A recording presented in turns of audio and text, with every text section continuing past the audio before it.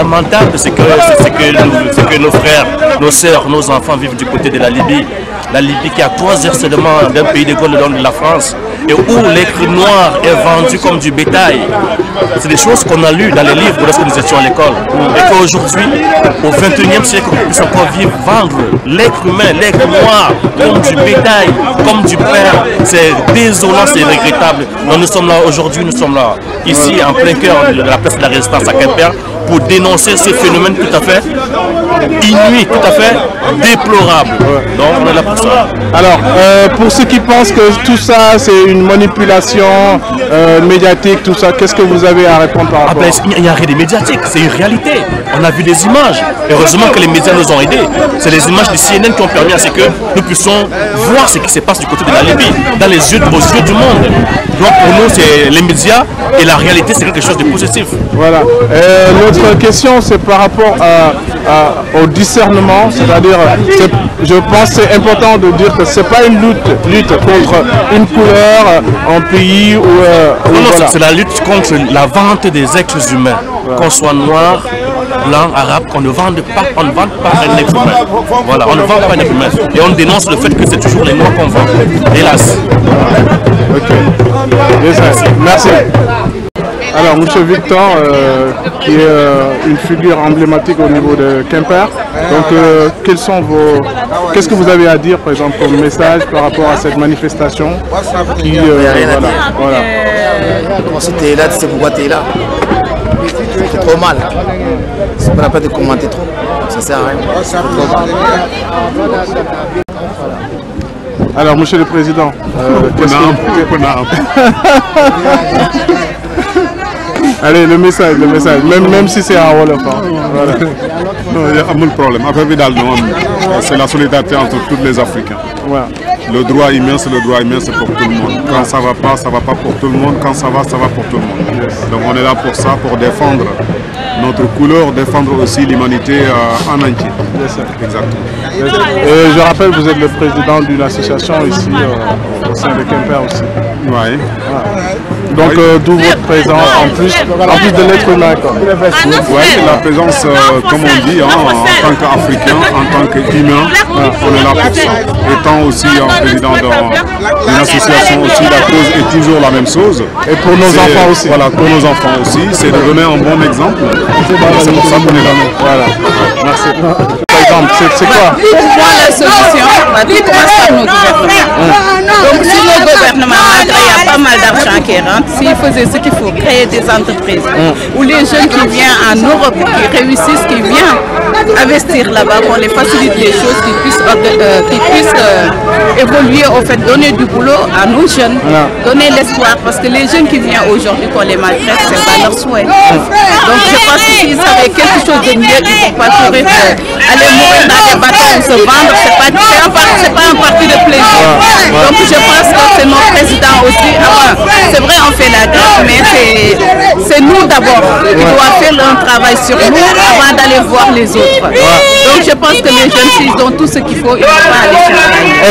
Et ceux qui viennent en Afrique aussi prendre des ressources en Afrique et partir avec ces ressources en l'IRC, est-ce que, moi je pense que peut-être eux aussi ils ont quelque chose à faire, une vraie coopération,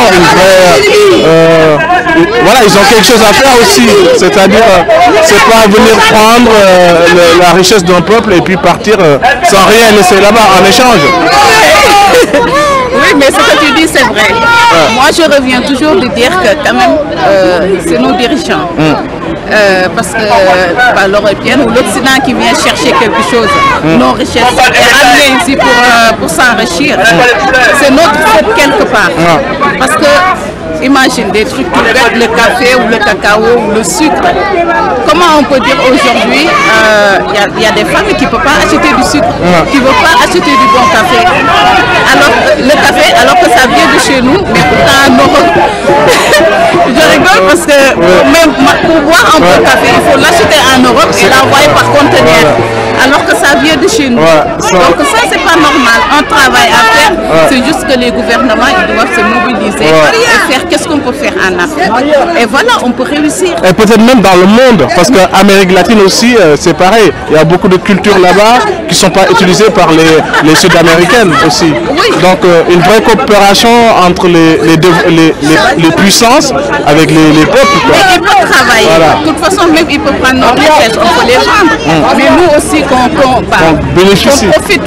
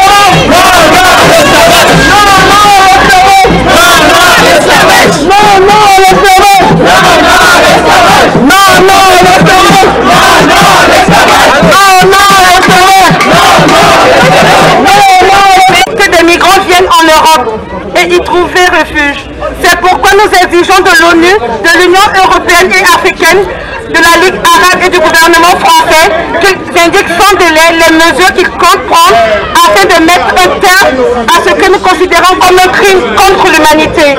Le but de ce rassemblement auquel se sont associés SOS Racisme, la Ligue des droits de l'homme est le respect de la dignité.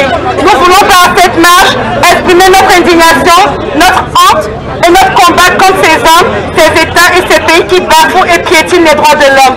S'unir pour bâtir un monde, c'est grandir ensemble. Signé citoyens et citoyennes scandalisés par l'esclavage en Libye et dans le monde. Merci. Bravo.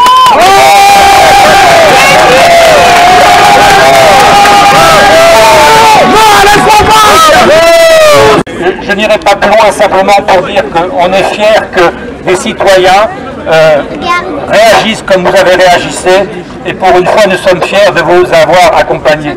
Ceci dit, que peut-on faire? Je crois qu'au-delà de ce rassemblement, qui est quand même un élément fort parce qu'il témoigne de notre indignation, mais il faut peut-être essayer d'aller plus loin et il faut que les uns et les autres, dans leurs associations, en famille, auprès de leur réseau, réfléchissent comment on peut aller au-delà de cela. Il est proposé, je crois, par le groupe là, qui a mis en place cette manifestation, d'écrire au préfet pour que le préfet envoie une lettre au gouvernement pour dire qu'il prenne des mesures tout de suite pour que cela cesse. Parce que pour la Ligue des droits de l'homme et d'autres, cette situation n'est pas d'aujourd'hui. Dire qu'on la découvre aujourd'hui, c'est inacceptable, ce n'est pas vrai. Beaucoup d'ONG, Amnesty International et d'autres ont décrit, de nombreux témoignages sont connus. Mais grâce à l'initiative de journalistes dont il faut saluer le travail, il y a actuellement une communauté d'émotions. Alors il faut en profiter pour exiger que cela cesse rapidement. Réfléchissez entre vous, trouvez des moyens, mettez sur Facebook, il y en a qui mettent sur Facebook, si vous avez bien regardé, une affiche en disant « ça suffit l'esclavage ». Enfin, trouvez toutes les formes d'initiative que vous pouvez, mais il faut que cela cesse le plus rapidement possible et que notre gouvernement, qui est au courant de ces histoires-là, cesse également. Voilà ce que je voulais vous dire en quelques mots. Ce n'est pas la fin d'un combat, c'est le début. Et pour ce qui concerne aller à chaque Quimper, nous luttons pour que l'accueil d'immigrants ici soit de qualité et que leurs droits soient respectés. Merci.